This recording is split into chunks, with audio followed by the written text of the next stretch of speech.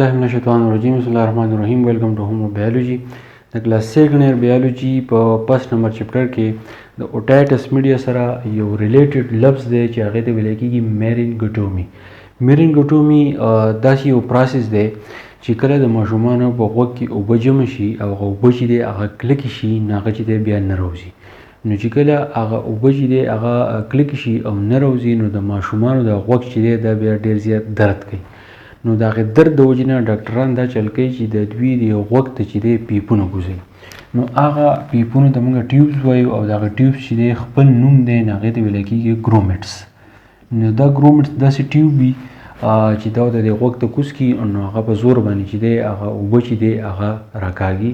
نو هغه ټیوبس ته چې دی موږ ګرومیټس ورته وایو. یا داسې چل وکړي چې د ماشوم په د غوږ کې چې دی نریشن سورې وکړي نو هغه فلویډ چې دی هغه په څه طریقه باندې چې دی ویلی شي نو هغه چې دی بهر راوځي. نو دې طریقې ته ویلی کېږي میرینګوټومي. دا میرینګوټومي پروسس چې دی دا د غوږ دپاره استعمالیږي او دا د ماشومانو د غوږ نه چې کله اوبه راوباسي نو سرجیکل یو طریقه ده. ټیوبز ورته کوزوي نو هغې ته ګرومیټس وایي او که ګرومیټس ټیوبز پرې کله کار نه کوي د ماشومانو په د غوږ کې چې دی بیا سورې کوي نو هغه فلویډ چې دی هغه دې راوباسي. نو میرینګوټومي چې دی دا جسٹ فار یو انفارمیشن دا په کلاس سیکنډ ایئر بیالوجي کې شته خو دا لفظ چې دی دې ډسکس کول چې دی دا ضروري و.